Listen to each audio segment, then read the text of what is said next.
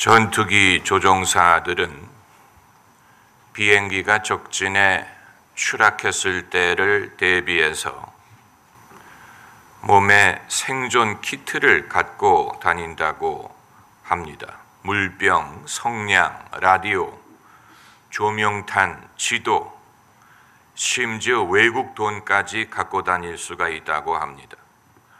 보이스카우트 활동의 장점은 어렸을 때부터 생존하는 법을 배운다는 것입니다. 모닥불을 피우는 법이라든가 심폐소생들 같은, 기독교인도 기본적인 생존법을 익혀야 됩니다. 신앙적인 생존법입니다. 우리가 교회를 필요로 하고 교회를 의지하지만 신앙생활의 기본은 스스로 생존하는 법을 배우는 것입니다.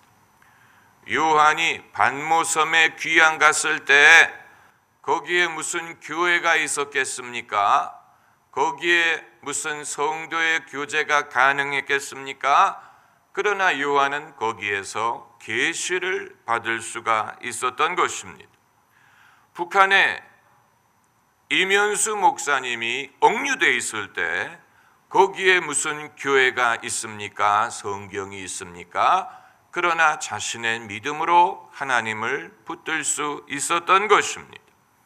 베트남 전쟁 때 포로로 잡혀있던 미군 포로들이 예배당도 없고 성경책도 없는데 신앙을 지키기 위해서 각 사람이 자기가 기억하는 대로 성경 구절을 쓰게 해서 그것을 모아 성경책 대용으로 사용을 했다고 했습니다. 얼마든지 가능한 일입니다. 이가 없으면 잇몸으로 하면 됩니다. 사람이 집안 형편이 풍족하면 오히려 열심을 내려고 하지 않지만 집안 형편이 어렵고 풍족하지 못할 때 식구들이 저마다 자기의 역할에 대해서 사명감을 갖고 열심을 내는 것처럼 성도들도 신앙의 환경이 어려울 때 스스로 생존하는 법을 배웁니다. 여러분, 훌륭한 군인은 어떤 사람이냐면 신병일 때 배웠던 훈련이 평생 몸에 배어있는 사람입니다. 장성이 된 후에도 신병이었을 때 배운 훈련을 쫓아서 자기가 스스로 군화를 닦는다거나 부지런하다거나 체력 관리를 하는 것입니다. 제가 우려하는 것은 성도님들에게 그런 신앙 생존 훈련이 돼 있을까 하는 것입니다. 소위 성령을 안다고 하는 목사들이 범하는 실수 중에 하나는 성경 공부를 경시한다는 것입니다. 그 사실을 아십니까? 주님을 깊이 경험할 수 있다고 믿기 때문에 따분한 성경 공부라든가 데일리 큐티를 경시하려는 경향이 있습니다. 그렇지 않겠습니까? 성령의 은사, 무슨 예언, 방언 통역을 통해서 하나님의 말씀을 직접 들을 수 있다고 믿는다면 못하러 따분하게 성경 묵상이나 큐티를 하려고 하겠습니까? 그러나 제가 기억을 해보면 소위 성령 체험을 하기 이전에 읽었던 성경 구절들, 그때 외웠던 성경 구절들이 얼마나 제 신앙에 큰 영향을 주고 아직까지도 제가 외우고 있는 성경 구절 중에는 그때 암송한 구절들이 많아요. 여러분, 하나님은 당신의 성경 말씀을 누구든지 읽고 이해할 수 있도록 기록하셨습니다. 그 사실을 아십니까? 성경이 어렵다는 생각은 편견 중에 편견입니다. 그건 인간의 쓴 뿌리에서 비롯되는 것이요, 하나님에 대한 오해에서 비롯되는 것이요, 부정적인 경험을 극복하지 못한 것입니다. 그건 마치 외국인에 대해서 편견을 갖고 있는 것과 같고 이성에 대해서 편견을 갖고 있는 것과 같습니다. 그건 마치 커피를 처음 마셨을 때 커피를 잘못한 것과 같습니다. 커피는 쓰다라고 생각하는 것인데 그건 커피를 제대로 타지 못했기 때문이고, 커피를 제대로 잘 타서 마시면 그 맛을 알게 되는 것처럼 성경 말씀은 읽는 모든 사람에게 꿀맛처럼 달 수 있습니다. 그럴 기회를 허용해야 됩니다. 성경 말씀을 통하여 하나님이 내게 주시는 지혜, 하나님이 내게 주시는 계시의 말씀을 얼마든지 마르지 않는 샘처럼 우리가 신문을 읽든 책을 읽든 그것이 우리에게 줄 수 있는 교훈은 한계가 있지만 성경 말씀은 마시고 마셔도 담이 없는 마르지 않는 샘처럼 우리에게 금세와 내세에 대한 지혜와 명철을 더해줄 수 있습니다. 이것은 누가 나에게 먹여줌으로 얻는 것이 아니고 내가 스스로 먹는 법을 배워야 됩니다. 성경 말씀은 이 영혼의 꼬리에 누가 먹여주면 좋지만 누가 나를 먹여줘야 된다면 나는 아기에 불과한 것이고 이제 내가 스스로 먹는 법을 배워야 됩니다. 예수님은 공생애를 시작하시기 전에 성경을 읽고 가르치시는 그런 훈련이 되어 있다는 것을 누가복음에 말하고 있습니다. 왜냐하면 평소에 하시던 대로 회당에 들어가 성경을 읽으셨다라는 구절이 읽는 것을 보면 공생애 시작하시기 전에 예수님은 회당 활동을 통하여 성경을 읽고 또 가르치시고 또 묵상하셨다는 사실을 알 수 있습니다. 예수께서 마귀의 시험을 물리치실 때 하나님의 아들로서의 권위를 사용하셔도 되었을 텐데 당신의 고유 권위를 사용하시지 않고 기록된 하나님의 말씀을 인용함으로 마귀의 시험을 물리치셨다는 사실을 유념해야 됩니다. 하나님의 기록된 말씀에 이 같은 권세가 있다는 사실을 알아야 됩니다. 우리는 영적인 권세라는 것이 어떤 마술적인 힘 아니면 예수님의 이름을 주문처럼 외우는 데서 비롯된다고 생각하기 쉬운데 영적인 권세의 근원은 기록된 하나님의 말씀에서 비롯되는 것입니다. 성령께서 우리에게 영감을 주시는 중에 하나님의 말씀을 우리의 입으로 시인할 때 거기에 엄청난 능력이 나타나게 됩니다. 하나님도 세상을 창조하실 때 말씀으로 창조하셨다고 했습니다. 빛이 있어라 말씀하셨더니 빛이 있었다고 했어요. 하나님도 창조하실 때 말씀으로 창조하신 것처럼 우리도 하나님의 말씀을 우리 입으로 시인할 때 창조적인 능력이 나타납니다.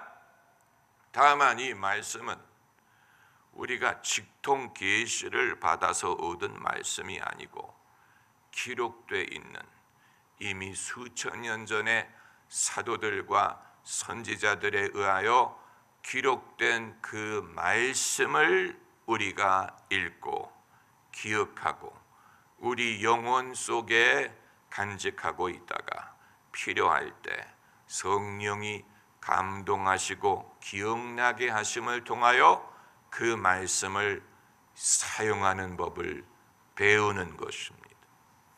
여러분, 이 훈련은 우리가 아직 덜 익숙한 부분이 있다고 봅니다. 성경 말씀을 먼저 내 안에 채워 놓아야 필요할 때 성령께서 기억나게 하실 수 있는 것입니다. 사람이 땔감을 저장해 놔야 추운 겨울에 그 땔감을 떼어서 히트, 따뜻함을 얻을 수 있는 것처럼 우리 안에 실탄을 예비해 두어야 됩니다. 그것은 성경 말씀이. 성경 말씀을 읽을 때 항상 그것이 마음에 와 닿고 그것이 어떤 신비한 경험이 되는 것은 아니고, 다른 책을 읽는 것처럼, 일반 책을 읽는 것처럼 성경 말씀을 읽을 때도 그냥 책을 읽는 것처럼 별 감동이 없을 수 있지만, 그러나 그것은 내 마음속에 땔감을 쌓아놓는 것과 같아서 필요할 때, 그 필요가 언제 올지 알 수 없지만 필요할 때에 성령께서 내 마음에 간직했던 말씀을 기억나게 하시고 그것을 적용하게 하시고, 그것이 바로 지식의 말씀의 은사예요. 지식의 말씀이 어떤 식으로 역사하느냐? 어떤 일을 당했을 때 성령께서 거기에 해당하는 하나님의 말씀을 기억나게 하시고, 그 말씀을 내가 처음 읽었을 때에는 이런 의미였는 줄 몰랐는데 지금 내가 이 일을 당해보니 이러한 상황에 적용할 수 있는 지혜가 있는 말씀이구나 하면서 그 말씀이 살아 역사하는 것을 경험할 수가 있는 것입니다. 그러나 그렇게 하기 위해서는 예수께서 가나의 혼인잔치에서 돌 항아리에 먼저 물을 가득 채우라, 아구까지 채우라고 명하신 것처럼 먼저 물을 아구까지 채워야 됩니다. 채워진 게 있어야 됩니다. 뭔가 채운 것이 있어야 됩니다. 그것이 있고, 그리고 주님이 그것을 새 포도주로 바꾸실 수가 있는 것이지, 내 항아리에 채운 것이 아무것도 없다.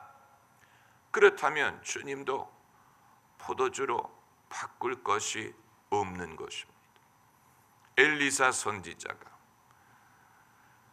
선지자 과부에게, 그 과부가 경제적으로 어렵고 심리적으로 어렵고 위기를 당했을 때 엘리사 선지자에게 와서 내 남편이 여호와를 경외한 줄을 당신도 아시나이다. 그때 엘리사가 한 가지를 물어봤어요. 너희 집에 무엇이 있는지 내게 고하라. 그건 가정 형편을 물어보는 게 아니에요. 젓가락이 몇 개고 숟가락이 몇 개고 그걸 물어보는 게 아니고, 하나님이 쓰실 수 있는 미천이 너에게 무엇이 있느냐라고 물어보는 것입니다. 하나님이 역사를 하시려면 뭔가 사람이 가진 것이 있어야 됩니다. 그 사람이 갖고 있는 것이 있어야 됩니다. 그게 무엇이냐? 그건 별개의 문제. 그것이 물고기 2마리와 보리떡 5덩어리일 수도 있고, 다윗의 물맷돌 5개일 수도 있습니다. 그러나 그 과부의 경우에는 우리 집에 기름이 조금 있다. 기름이 조금이지만 있었어.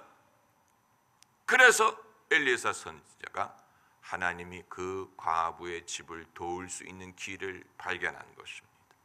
가서 이웃에게 그릇을 빌리되 적게 빌리지 말고 많이 빌리라. 그리고 문을 닫고 너와 내 아들이 그 너희 집에 있는 기름을 빌린 항아리에 부어라. 마치 마술처럼. 그러나 문을 닫고 그 기름을 붓기 시작했는데 붓고 부어도 기름이 계속 흘러나와서 빌린 그 그릇이 다 찼어요. 그래가지고 그 아들이 더 이상 그릇이 없나이다 했더니 기름이 그쳤더라. 놀라운 기적이 일어났죠. 그런데 그 과부가 경험한 기적을 자기의 비밀로 갖지 않고 엘리사에게 말했어요. 그냥 인마이 파켓하고 도망갈 수도 있었는데 엘리사 선지자에게 당신의 말대로 했더니 이런 놀라운 일이 일어나더이다. 그 말을 듣고 엘리사가 그것으로 너 빚을 갚고 남는 것으로 생활을 하거라. 자기 필요한 대로 쓰라고 허락을 한 것입니다. 그러니까 하나님의 기적을 경험한 것뿐만이 아니고 그것을 자기의 용도대로 쓰라는 허락까지 받은 것은 정말 이 사람이 하나님이 주신 것을 어떻게 축복으로 누릴 수 있는지를 알았다는 얘기. 그 엘리사 선지자의 질문이 참으로 유효한 것입니다. 너희 집에 무엇이 있느냐? 내게 구하라. 뭔가가 있어야 돼. 가나의 혼인잔치에서 돌 항아리에 물을 가득 채워서 뭔가 찰랑찰랑 채운 것이 있어야 그것을 포도주로 바꾸실 수 있었던 거죠. 또 그 과부의 집에 기름이 조금이라도 있어야 그것을 가지고 빌린 모든 그릇에 채울 만큼 불릴 수 있었던 것처럼 여러분, 신앙은 없는 상황에서 하나님이 채워주시기를 바라는 것이라기보다는 뭔가가 있는 것을 주님에게 부탁했을 때 그것을 통하여 주님이 역사하게 하시는 것입니다. 그런 의미에서 있는 자에게는 더 주고 없는 자에게는 있는 것까지 빼앗아 간다라고 말씀하신 것입니다. 은과 금은 내게 없으되 내게 있는 것으로 너에게 주노니. 은과 금은 없지만 은과 금 이외에 다른 것이 베드로에게 있었기 때문에 그것을 가지고 주님을 섬기고 이웃을 섬길 수 있었던 것입니다. 제가 늘 말씀드리는 것입니다. 그러므로 대한민국은 없는 것 때문에 염려할 필요 없습니다. 우리 없는 것 많아요. 기름이 나지 않고 천연 자원이 부족하고 여러 가지 없는 것 많지만 그게 없다고 우리가 그동안에 발전하지 못한 것이 아닙니다. 오히려 없었기 때문에 있는 것을 가지고 최선을 다할 수밖에 없었고 있다고 자랑하는 국가들보다도 더 발전할 수 있었던 것은 은과 금은 없지만 기름, 천연 자원은 없지만 우리에게 있는 것으로 충성을 다하고 부지런하고 믿음을 갖고 기도하고 애쓰고 힘썼더니 하나님이 그것을 통해서 얼마든지 우리가 먹고 살 수 있도록 도와주신 것입니다. 교회도 마찬가지 우리에게 없는 것 때문에 따지고 불평할 필요 없습니다. 당연히 모든 것을 누가 가질 수 있겠습니까? 모든 걸 가진 교회가 세상에 어디 있습니까? 모든 걸 가지면 좋지요.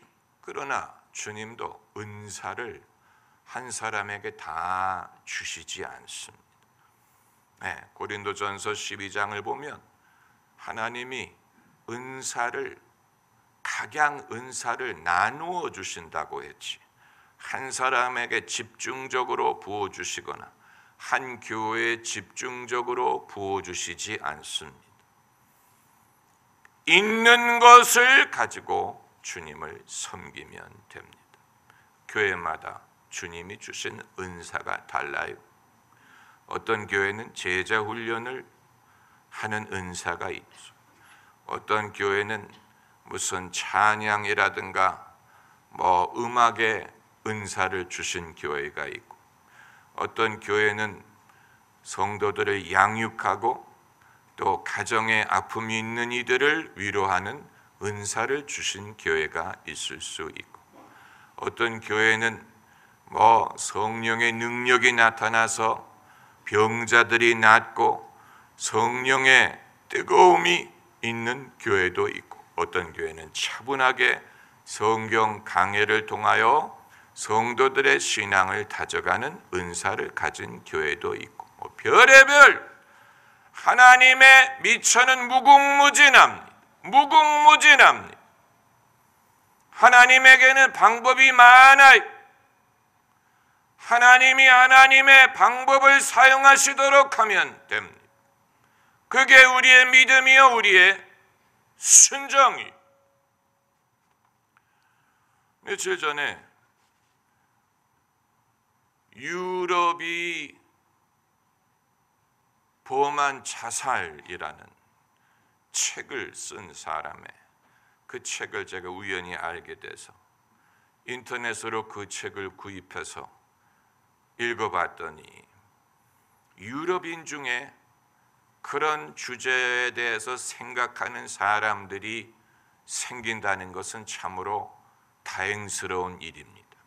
이 교수가 유럽 사람인데, 유럽인들이 왜 지금의 위기에 도달하게 됐는가 하는 것을 철학적으로, 문화적으로, 종교적으로 해석을 했어요. 종교적으로 해석을 했어요. 왜 유럽인들이 현재 위기에 도달하게 됐는가?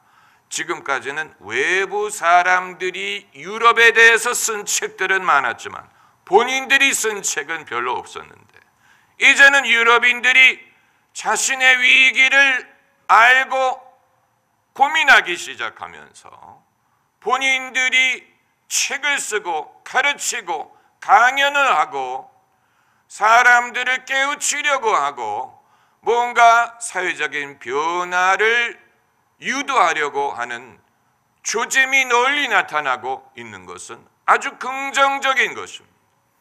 그런데 이 사람이 본인이 기독교인이 아닌지는 알 수가 없지만 그가 말하기를, 유럽인들이 벌써 19세기에 성경에 대한 믿음을 잃기 시작했고, 또 20세기에 들어와서 큰 전쟁을 2번이나 겪고, 홀로코스트, 기독교 문명이 유태인들을 600만 명이나 죽인 경험을 하면서 기독교인으로 그동안에 오래 살아봤는데 여기에 길이 없다라고 생각하기에 이르게 되었다는 것입니다.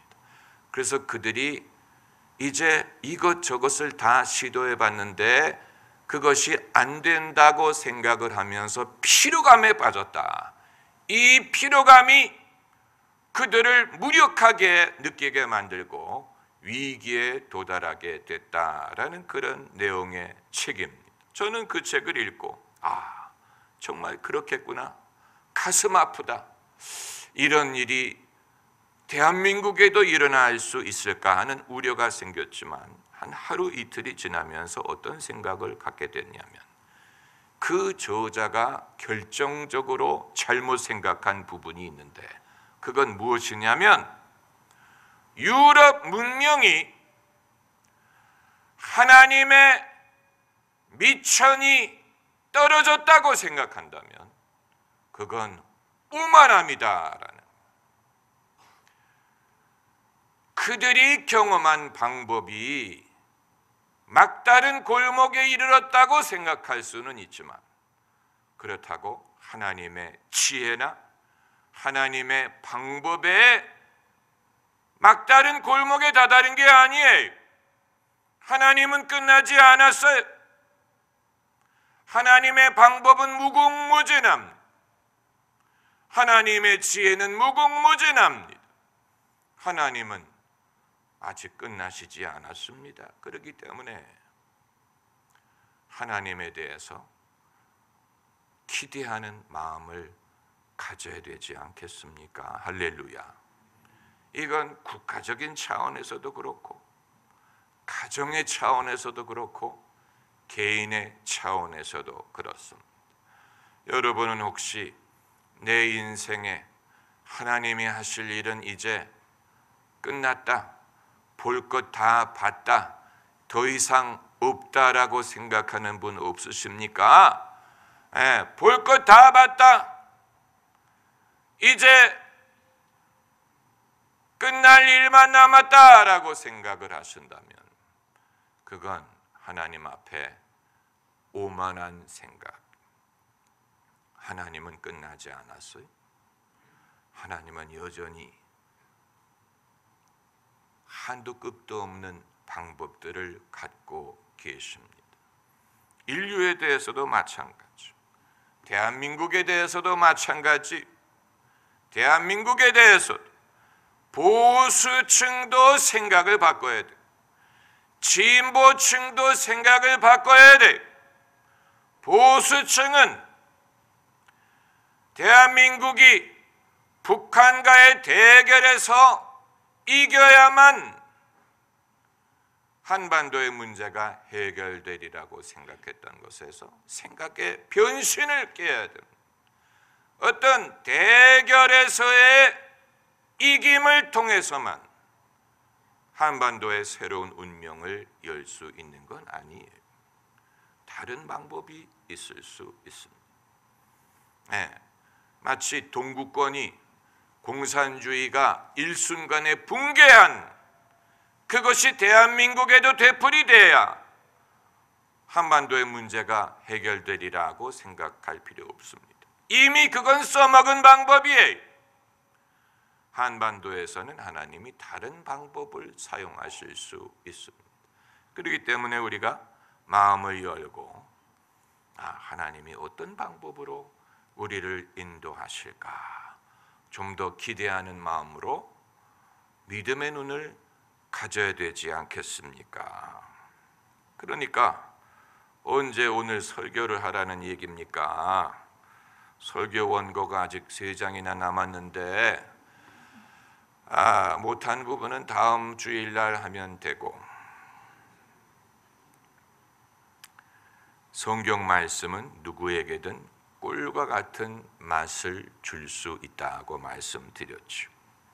제가 캐나다에 이민 가서 얼마 되지 않았을 때, 아직 중학교, 고등학교 다닐 때 어느 목사님이 오셔서 연합 수련회를 인도하시면서 그분이 제 인생에 큰 도움이 될 만한 길을 제시하셨어요.